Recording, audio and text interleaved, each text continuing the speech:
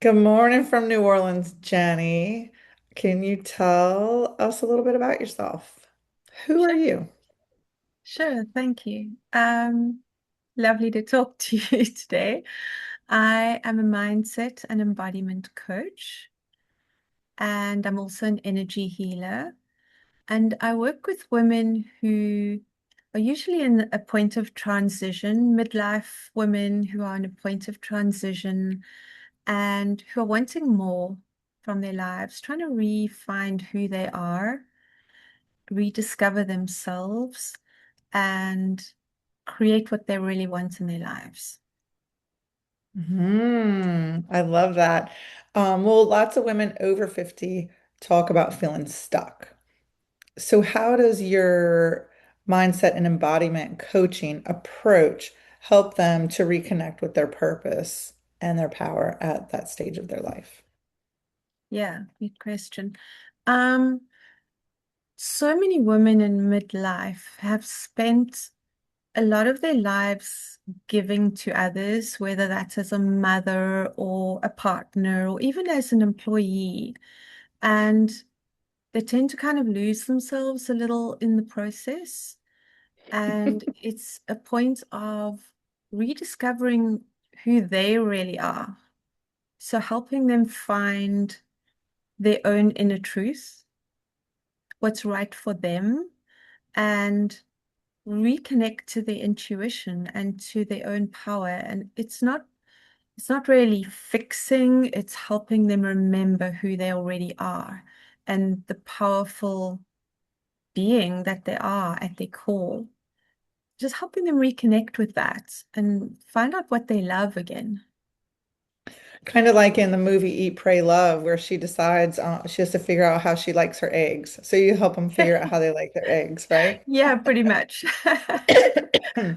When you talk about in talking about like doing that and they're navigating maybe those life transitions, you talked about empty nesting, maybe career changes or relationship changes. What are the first steps that you use to guide them through that?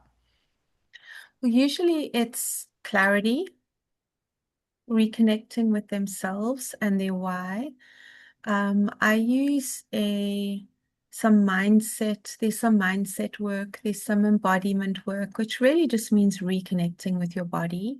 A lot of us are in stuck in our heads with spinning thoughts, and there's a lot going on in the world right now. It's just reconnecting to the wisdom of your body, to your own intuition. Um, and there's also some energetics, some energetic recalibration. Oh, I love that. So, how then do limiting beliefs or past conditioning, so the things that we learn throughout life, how do those affect these women or people in general? And how do you help them to shift those patterns? I'm guessing that you help them shift the patterns, Yeah, right? yeah. Limiting beliefs are a big thing, and a lot of people are talking about limiting beliefs because we operate so much in our subconscious mind. Our subconscious mind is running the show, even though we think that our conscious mind is in charge and making all the decisions. And it holds us back so much from expansion and moving forward because sometimes what we think we want this thing, or we do want this thing consciously, but we've got all this patterning, and some of it is it's literally from birth or actually from before birth even. Some of it is cultural conditioning over generations, even past life stuff, which comes in where we've got these beliefs and patterns that hold us back. And we can't move forward and create what we want while these beliefs are running the show. So it's really, again, the mindset work, the embodiment, the energetics, they're making those things visible, shining a light on them, because the first piece is noticing them and then beginning to shift them energetically. And once the conscious and the unconscious are in alignment, then we can really bring in what we want. I love that. So I've talked with you a lot and I've seen some of your other YouTube videos and stuff. And I hear you talking a lot about nervous system regulation and raising your vibrational frequency. That sounds really deep. Is there something that you can do? How can you explain to us how those things are connected? And not only how those two things are connected, but how they connect to this past conditioning and all the stuff that we're going through and how is that going to help me to decide and figure out how I like my eggs? Right. Well, I love this question because those are two of my favorite things I love to talk about is the nervous system regulation and raising your vibration. And honestly, we need to first feel safe in our bodies to be able to receive and to be able to then raise our vibration. Because if we're trying to just raise our vibration and be a better human and be in the flow, but our system is stuck and we're feeling anxious and it doesn't feel safe in our bodies, that's not going to happen. So we've got our human and our divine wants the expansion, and our human is wired for safety and wired for things staying the same and not changing.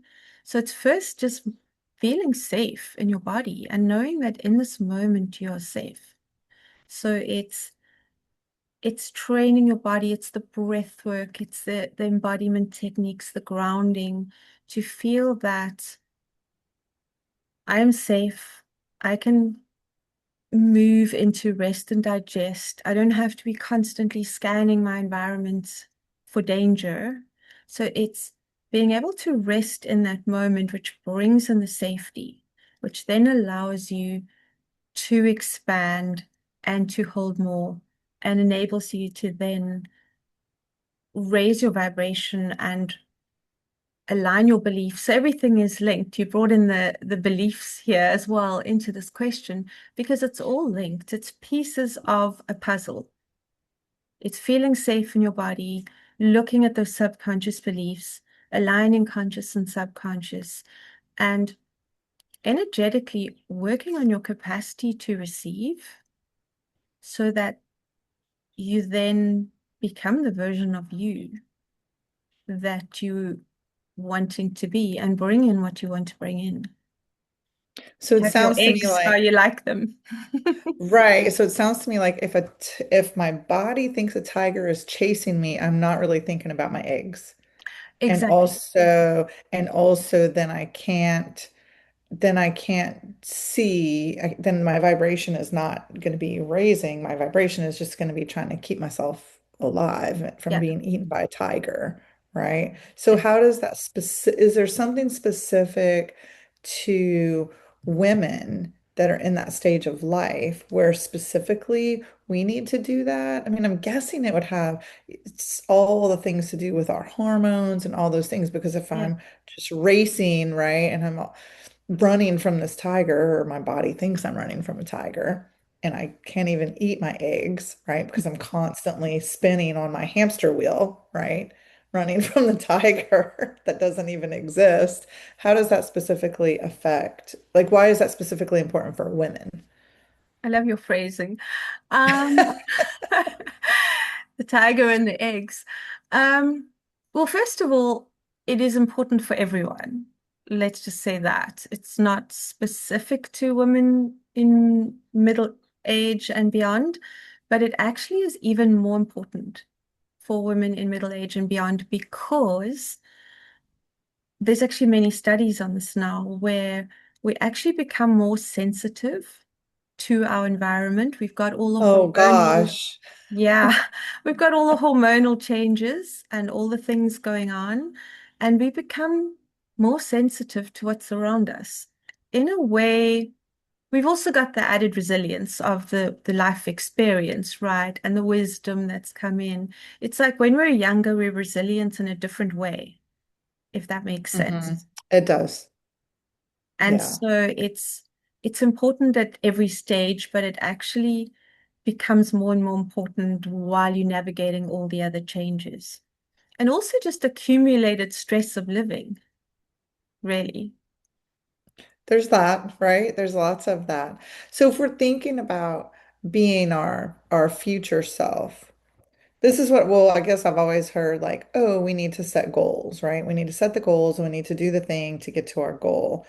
How is that different with the women that you work with? How is that different from finding your future self? Like, are you able to kind of differentiate? Because to me, that just kind of seems like all one thing, right? Can you differentiate what the difference between those two?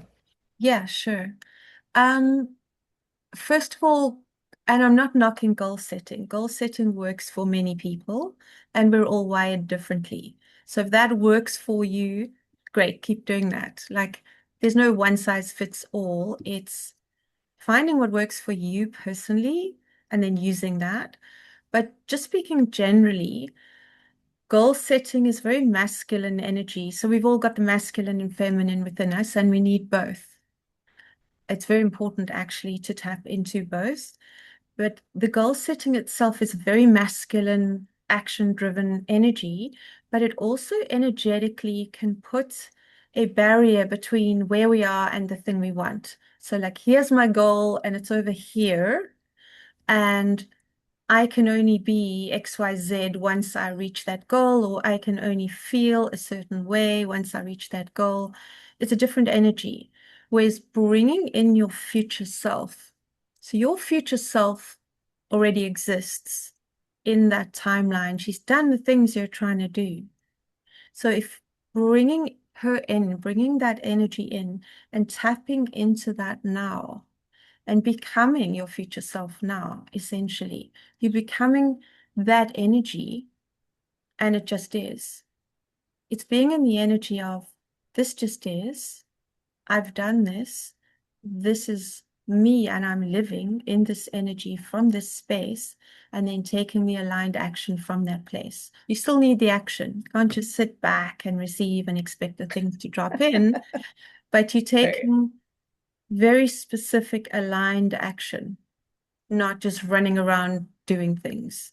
On So my hamster wheel, running from the yeah, yeah. tigers, So it's trying a to decide if I even want eggs. yeah, right. So it's a different version to setting a goal. It's a different energy. And it is you it's a different way of thinking about a goal because you've also got the energy of your future self or of the vision you want that's pulling you forward. That's directional. That's Right. literal directional energy that's pulling you forward. So it is there, but it's also who you be now, rather than here's my goal of this and here's my goal of that. And there's also integration where there's a way to work with both of those concepts together, but the becoming your future self now energy is extremely powerful. I It's love that. identity changing. I love that because I'm also good at when you're talking about seeing your future self, like or becoming that. It's easier for me to do stuff if I can picture it and visualize it. I can see kind of what that is. So it sounds like you help with a lot of that also. Is there anything else that you wanted to share about Um, what you do? just the Because power. I kind of have all these, like I can hear you saying like, shifting and moving and all those things, but maybe like, I guess to break it down, like really being able to, like, if I don't know, if I wake up and I'm like, I don't even know if I like eggs anymore. And I know that seems really basic, but there's so many choices and things in life. Is that really possible? Is that really possible? Have you seen that shift? Have you Yeah, seen it where women are like, "Oh my gosh, my eyes are wide open. Yes, I love eggs and this is how I like them." And you've yeah, seen those things happen? absolutely. It's Mhm. and it's also about not beating yourself up. If you are in that's like the caterpillar becoming the butterfly, right? You first go to mush. Mhm. And when you're in the mush, it's understanding that that's where you are. It's transformational. You're becoming something new and it's okay. And just allowing yourself to feel what you feel, not Wow. blocking off the emotions, not trying to rush through them. Allow yourself to feel what you feel. Breathe. and be in the present moment. Oh And just yeah, just and those breathe. simple things, like taking a deep breath and just being and just what do I actually feel? And tapping into that and what do I notice around me? It's just anchor you in the present moment. And what do I feel in my body? Can I feel my feet? Are they, can I feel the surface of my feet touching the ground or the floor or my shoes? Like, what does my body feel like? What is my body saying to me?